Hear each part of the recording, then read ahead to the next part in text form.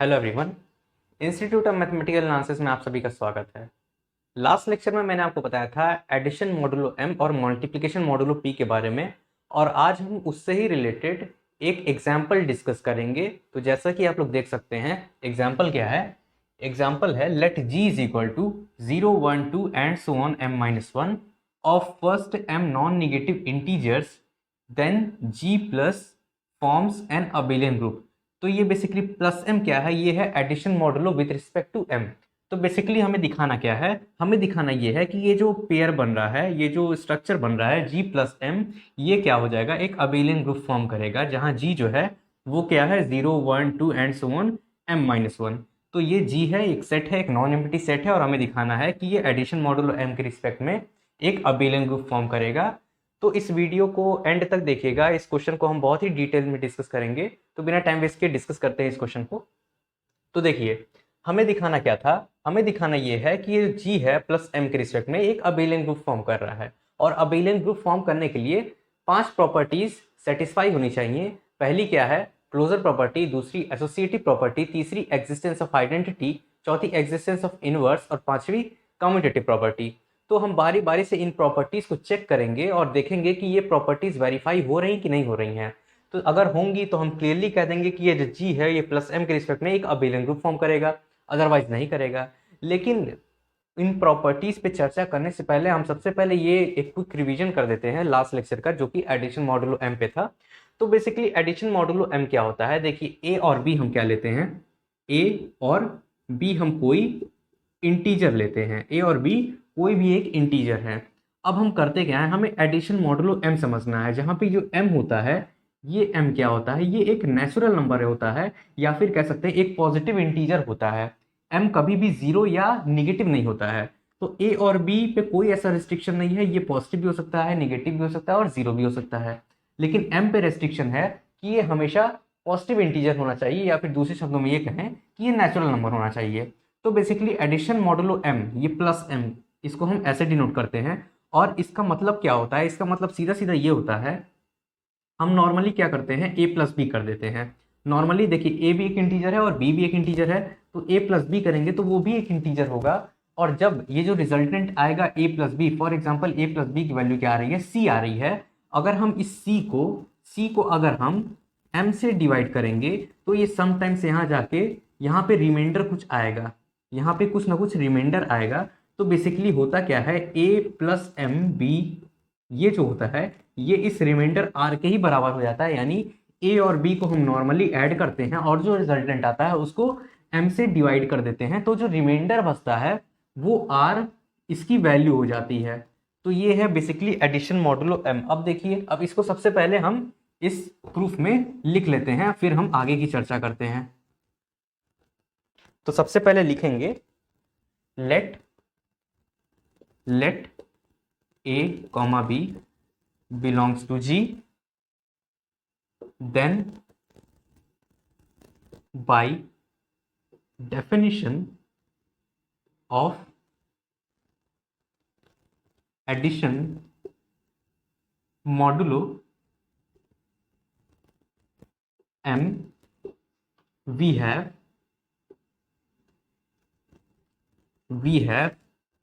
A plus M, B is equal to R, where R varies from 0 to m minus one. देखिए basically होता क्या है, अगर हम जैसे फॉर एग्जांपल हम m क्या ले रहे हैं? m की वैल्यू हम फॉर एग्जांपल हम 4 ले लेते हैं। a और b कोई भी वैल्यू हम सेलेक्ट कर लेते हैं। तो देखिए सबसे पहले g की वैल्यू क्या हो जाएगी? m बराबर 4 के लिए, तो g की वैल्यू हो जाएगी 0 1 2 और 3। क्योंकि ये देखिए, ये सेट जो है वो 0 से स्टार्ट हो रहा है और m माइनस वन पे खत्म हो रहा है। तो m की वैल्यू 4 है, तो यहाँ पे 4 माइनस वन क्या हो जाएगा? 3 हो जाएगा। तो 0 1 2 और 3 जो होगा इसका लास्ट एलिमेंट होगा। अब देखिए, अब हम करते क्या है? हम कोई भी दो एलिमेंट सेलेक्ट कर लेते हैं। फॉर एग्जांपल हम सेलेक्ट कर लेते हैं 1 और 2। तो 1 और 2 को जब हम सेलेक्ट करेंगे, 1 और 2 को जब हम सेलेक्ट करेंगे और m की वैल्यू क्या है? 4 आएगा, तो इसकी वैल्यू क्या आ जाएगी? देखिए इसकी वैल्यू क्या आएगी? हम क्या करेंगे? नॉर्मली 1 और 2 को ऐड करेंगे। सबसे पहले हम नॉर्मल एडिशन करेंगे। तो 1 और 2 को जब हम ऐड करेंगे तो रिजल्टेंट आएगा 3, और 3 को, इस 3 को जब हम 4 से डिवाइड करेंगे तो ये 0 टाइम्स जाएगा, 0 टाइम्स यहाँ 0 आएगा और रिमाइंडर यहाँ पे 3 ही आ जाएगा, तो इसकी वैल्यू यहाँ पे 3 ही आ जाएगी। तो देखिए ये जो 3 है ये भी इस कंडीशन को सेटिस्फाई कर रहा है, क्योंकि ये r की वैल्यू जो 3 आ रही है, m की वैल्यू हम 4 ले रहे हैं, तो जाहिर सी बात है ये इस कंडीशन को सेटिस्फाई कर रहा है। इसके बाद अगर हम दूसरा कोई पेयर लेते हैं, फॉर एग्जाम्पल हम 3 और 2 लेते हैं, तो 3 और 2 लेते हैं तो देखिए क्या होता है, 2 + 4 3। अब हम इसको देखते हैं, तो सबसे पहले हम नॉर्मल एडिशन करेंगे, तो क्या हो जाएगा, 3 और 2 क्या हो जाएगा, 5 हो जाएगा। और 5 को जब हम 4 से डिवाइड करेंगे तो ये 1 टाइम्स जाएगा, यहाँ 4 आएगा, और जब हम सब्ट्रैक्ट करेंगे तो रिमाइंडर क्या आ जाएगा, 1 आ जाएगा। तो यहाँ पे 1 आ रहा है, तो यहाँ भी देखिए क्लियर है कि 0 < 1 इज < 4, ये कंडीशन सेटिस्फाई हो रहा है। तो देखिए बेसिकली हो क्या रहा है, ये कंडीशन हमेशा सेटिस्फाई होगा चाहे इसमें से कोई भी पेयर हम सिलेक्ट कर लें। ओवरऑल हम, मेरे कहने का मतलब क्या है कि देखिए यहाँ पे क्या है, 0 < r m सेटिस्फाई करेगा। अब देखिए यहाँ पे इक्वल टू नहीं लगा है, यानी r की वैल्यू m के बराबर नहीं हो पाएगी, लेकिन m से एक छोटी तो हो सकती है ना। तो यहाँ पे लेस देन, यहाँ पे इक्वल टू लगा के यहाँ पे m-1 कर देते हैं, यहाँ से थोड़ा और आसान हो जाएगा, आपको विजुअलाइज होना शुरू हो जाएगा। तो अब देखिए, अब हम यहाँ पे लिख देंगे where r is the least non-negative remainder when a plus b is divided by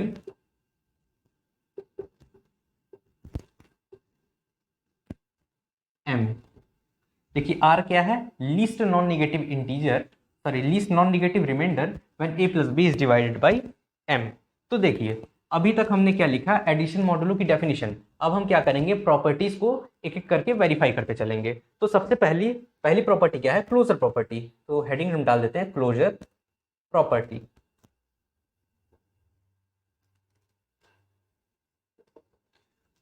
तो देखिए क्लोजर प्रॉपर्टी में क्या होता है, क्लोजर प्रॉपर्टी में होता क्या है, हमें दिखाना क्या है, हम इसमें लिख देते हैं for every A B belongs to जी।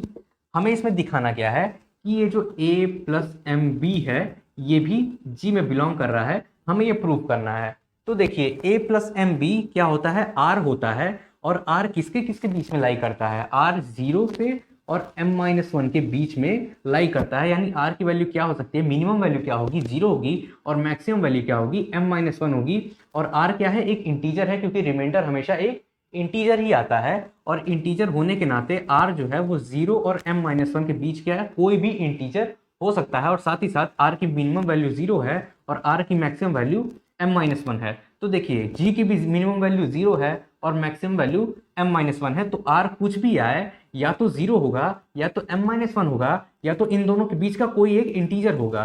तो जाहिर सी बात है ये जो r आएगा वो इस सेट में से कोई ना कोई एक एलिमेंट ही आएगा, अदरवाइज कोई ना कोई एक एलिमेंट ही आएगा, अदरवाइज जैसे ये जो प्रॉपर्टी होती है ये वायलेट कर जाएगी।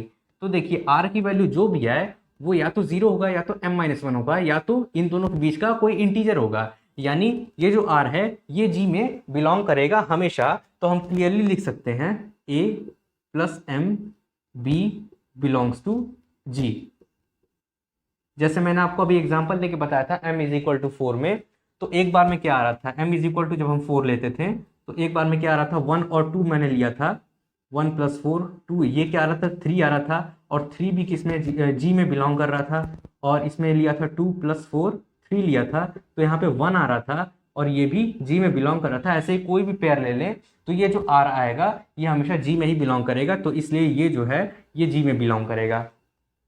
तो ये है हमारा फर्स्ट प्रॉपर्टी जो कि क्लोजर प्रॉपर्टी है। अब हम सेकंड प्रॉपर्टी पे आते हैं। सेकंड प्रॉपर्टी क्या है, एसोसिएटिव प्रॉपर्टी। तो एसोसिएटिव प्रॉपर्टी के लिए हम इसे इरेज कर देते हैं।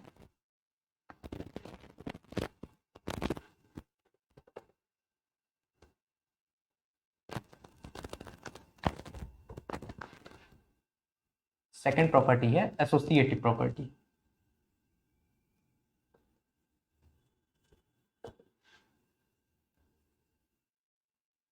अब देखिए एसोसिएटिव प्रॉपर्टी में हमें क्या शो करना रहता है, एसोसिएटिव प्रॉपर्टी में हमें ये शो करना रहता है कि अगर हम ए, बी और सी क्या करें, हम तीन एलिमेंट ले लें किसमें से, जी में से, तो हमें दिखाना ये है A plus M B plus M C is equal to A plus M B plus M C, यानी ये जो ब्रैकेट है ये शिफ्ट हो सकता है। हमें बेसिकली यही दिखाना है, यही हमारा ऑब्जेक्टिव है। तो सबसे पहले हम क्या करते हैं, सबसे पहले हम लेते हैं तीन एलिमेंट ले लेते हैं जी में। Let A B C belongs to G. हमने क्या किया, तीन एलिमेंट लिया किसमें, जी में। अब देखिए हम क्या करते हैं, एक साइड लेके चलते हैं, देखिए कौन सा साइड हम लेके चल रहे हैं, A plus M B plus M C.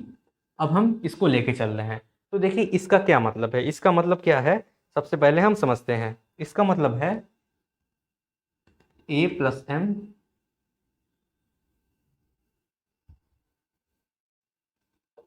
Plus M B plus C.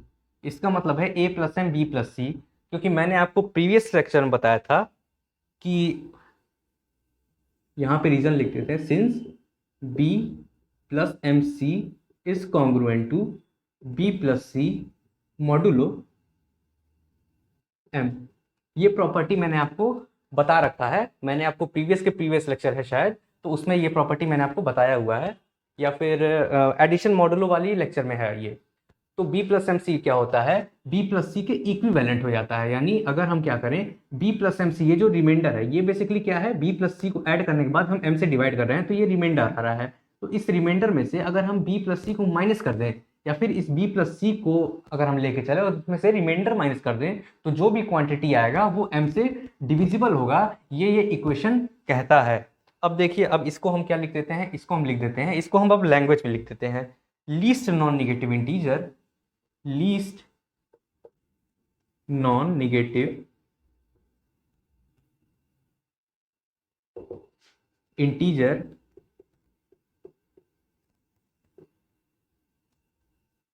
With in bracket remainder, क्योंकि हमें रिमाइंडर ही कंसिडर करना है।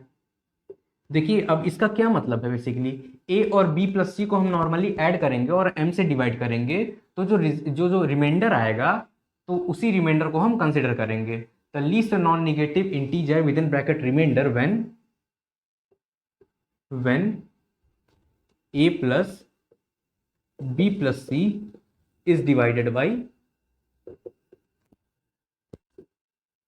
m।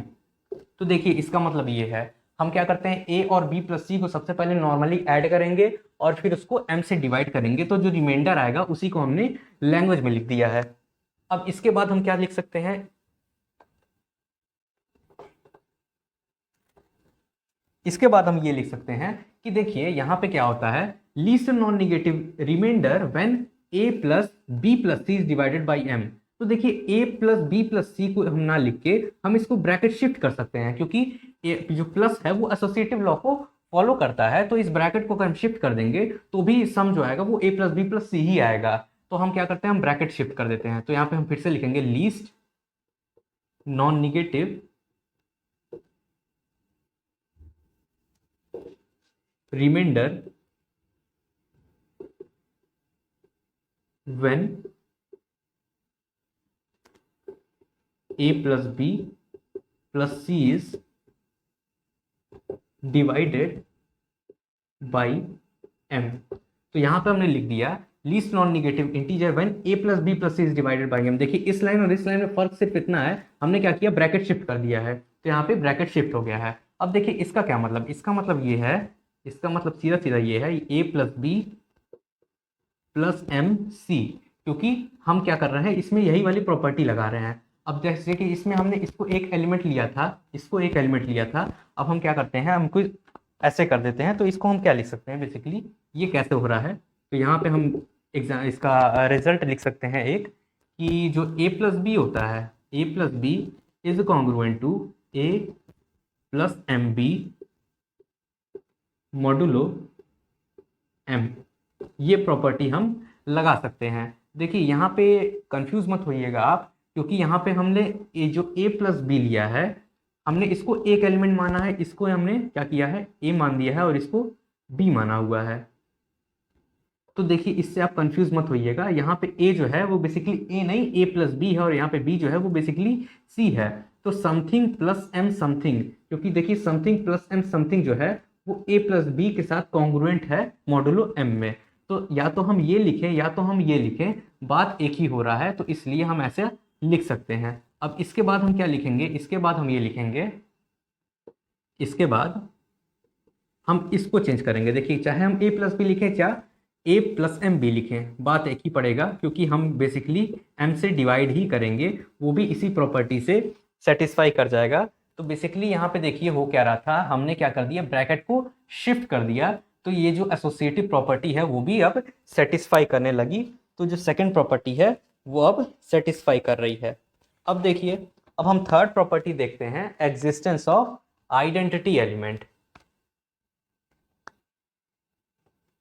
तो थर्ड प्रॉपर्टी का हम हेडिंग डालते हैं एग्जिस्टेंस ऑफ आइडेंटिटी एलिमेंट। देखिए इसको बहुत ही ध्यान से, इस कैलकुलेशन को देखिएगा, आप समझ जाएंगे, क्योंकि अगर आपको ये कॉन्सेप्ट समझ में आता है तो इसको समझने में आपको कोई भी प्रॉब्लम नहीं होने वाला है।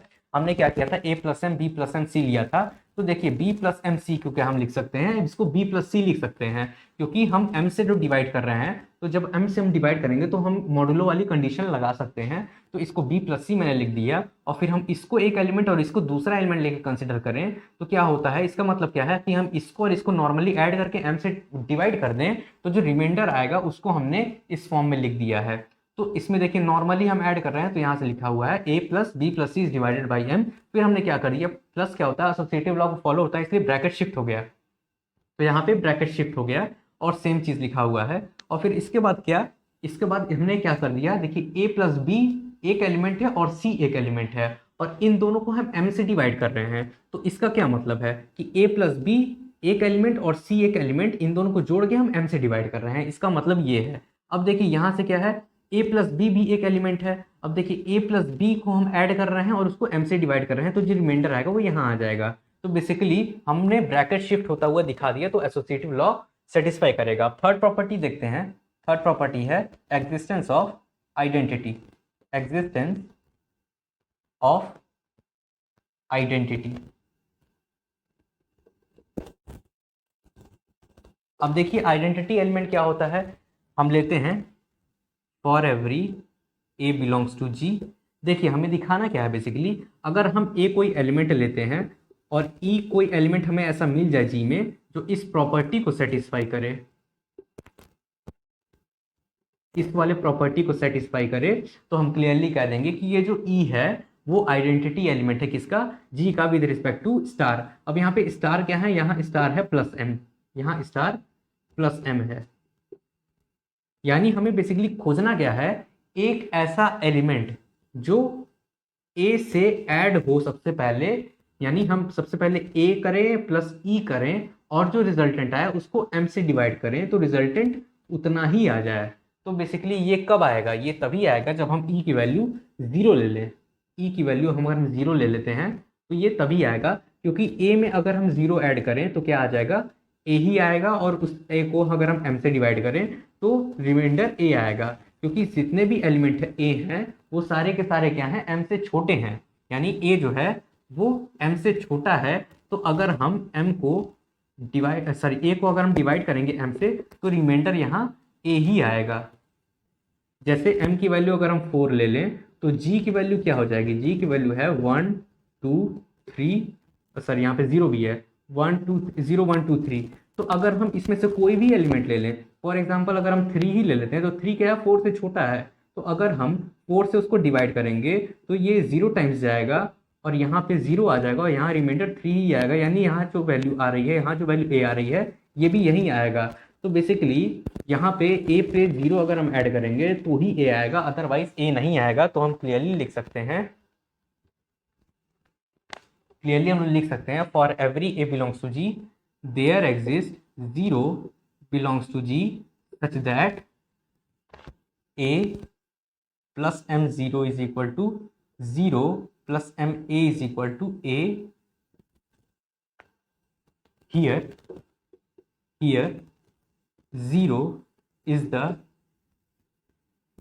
Identity of g with respect to plus m, ये जीरो क्या हो जा रहा है, ये इस प्रॉपर्टी को सेटिस्फाई कर रहा है, तो इसलिए ये जीरो क्या है, आइडेंटिटी एलिमेंट हो जा रहा है किसका, जी का with respect to plus M. यानी पहली प्रॉपर्टी क्या थी, क्लोजर प्रॉपर्टी सेटिस्फाइड है, दूसरी एसोसिएटिव सेटिस्फाइड है, तीसरी एग्जिस्टेंस ऑफ आइडेंटिटी सेटिस्फाइड है। अब चौथी देखते हैं एग्जिस्टेंस ऑफ इनवर्स सेटिस्फाइड है कि नहीं है।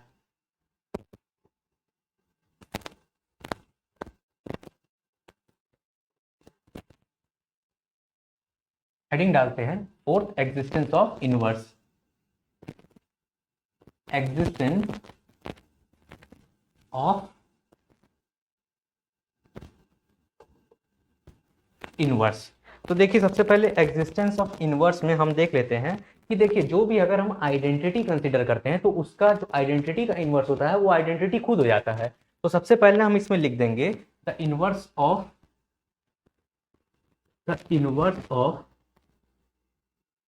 जीरो इज जीरो इटसेल्फ, क्योंकि ये एक स्टैंडर्ड रिजल्ट होता है, आइडेंटिटी का जो इनवर्स होता है वो आइडेंटिटी खुद ही हो जाता है। तो ये एक स्टैंडर्ड रिजल्ट है, तो जीरो का तो इनवर्स निकालने में कोई दिक्कत नहीं होगा। अब देखिए, अब हम लिखते हैं if A belongs to G and A is not equal to zero. देखिए जी क्या है, जी में कौन कौन से एलिमेंट है, जी में एलिमेंट है 0 1 2 एंड सो ऑन m-1, ये एलिमेंट है, और हम ऑपरेशन क्या ले रहे हैं, प्लस एम ले रहे हैं। तो देखिए अगर जीरो जो है इसका आइडेंटिटी एलिमेंट है, तो जीरो का इनवर्स क्या हो जाएगा, जीरो खुद ही हो जाएगा। अब बचा क्या, अब ये बचा हमारे पास, तो इसमें से अगर हम कोई भी आर्बिटरी एलिमेंट ए सेलेक्ट कर लें तो जाहिर सी बात है वो नॉट इक्वल टू जीरो ही होगा, क्योंकि हम क्या ले रहे हैं, जीरो को हम पहले हटा चुके हैं, जीरो का इनवर्स हमें मिल चुका है, तो हमें इन सब का इनवर्स फाइंड आउट करना है। तो इसमें कोई भी एलिमेंट हम ए लेंगे तो वो जीरो के बराबर नहीं होगा, तो इसीलिए मैंने लिखा हुआ है A belongs to G and A is not equal to zero. This implies, इसका मतलब क्या है, ये किस बात को इंप्लाई करेगा कि m-a जो है वो भी जी में बिलोंग करेगा। अब कैसे देखते हैं, मान लेते हैं यहाँ पे 5 है, m की वैल्यू 5 है, तो ये कहाँ तक जाएगा, 0 1 2 3 और 4 तक जाएगा। 0 तो आइडेंटिटी एलिमेंट है तो उसको हम हटा देते हैं, अब बचा 1 2 3 और 4। तो अगर हम कोई भी एलिमेंट सेलेक्ट कर ले, फॉर एग्जाम्पल हम 3 सेलेक्ट कर लेते हैं, तो 3 जब सेलेक्ट कर लेंगे तो हम क्या कह रहे हैं कि m-a जो होगा वो भी जी में होगा, यानी a की वैल्यू हम 3 ले लेते हैं, a की वैल्यू 3 ले लेते हैं, तो m-a क्या हो जाएगा, 5 - 3, जो कि क्या हो जाएगा, 2 हो जाएगा, और 2 भी इस ग्रुप में है, इस जी में, इस सेट में 2 बिलोंग कर रहा है। ऐसे ही a की वैल्यू अगर हम 4 ले लें तो 4 लेंगे तो m-a क्या हो जाएगा, 5 - 4, ये क्या हो जाएगा, 1 हो जाएगा, 1 भी इस सेट में है। यानी अगर कोई एलिमेंट a है जी में तो m-a भी जी में एग्जिस्ट करेगा, ये हमारा कहने का मतलब है। अब देखिए also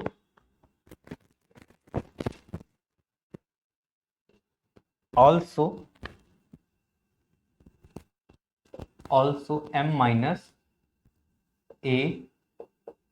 plus m-a is equal to 0 is equal to a plus m-a।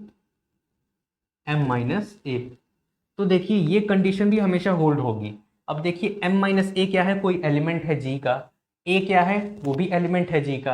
अब प्लस m कर रहे हैं तो इसका क्या मतलब, एडिशन मॉडुलो हम ले रहे हैं, तो बेसिकली इसका मतलब क्या है, m-a और a को जब हम नॉर्मली ऐड करेंगे, यानी m-a और a को हम नॉर्मली ऐड करते हैं तो रिजल्टेंट क्या आएगा, m आएगा। और जब इस m को हम इस m से डिवाइड करेंगे तो रिजल्टेंट क्या आएगा, ये रिमाइंडर क्या आ जाएगा, 0 आ जाएगा, तो यहाँ पे 0 आ रहा है। और इसी तरह a में अगर हम m-a ऐड करेंगे तो a कैंसिल हो जाएगा, रिजल्टेंट m आ जाएगा, और जब इस m से हम डिवाइड करेंगे तो रिमाइंडर 0 आ जाएगा। तो ये कंडीशन ऑब्वियसली ट्रू है। इसका मतलब क्या हो रहा है, देखिए ये क्या है, ऑपरेशन है, देखिए a star a inverse is equal to a inverse star a is equal to e। Basically यही ऑपरेशन है, यहाँ पे e की वैल्यू क्या हो जा रही है, 0 हो जा रही है, a तो एज इट इज है, स्टार क्या हो जा रहा है, प्लस m हो जा रहा है, क्योंकि ऑपरेशन हमने प्लस m लिया है, और a इनवर्स क्या हो जाएगा, a इनवर्स हो जाएगा m-a।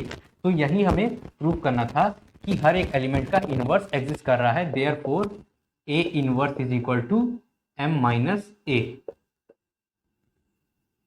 तो हर एक एलिमेंट का इनवर्स उस सेट ए में बिलोंग कर रहा है। क्लियरली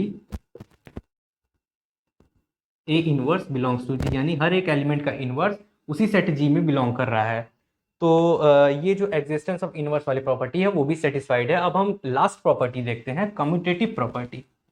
देखते हैं कम्यूटेटिव प्रॉपर्टी सेटिस्फाई कर रही है कि नहीं कर रही। तो फिफ्थ प्रॉपर्टी हम देखते हैं, कम्यूटेटिव प्रॉपर्टी। कम्यूटेटिव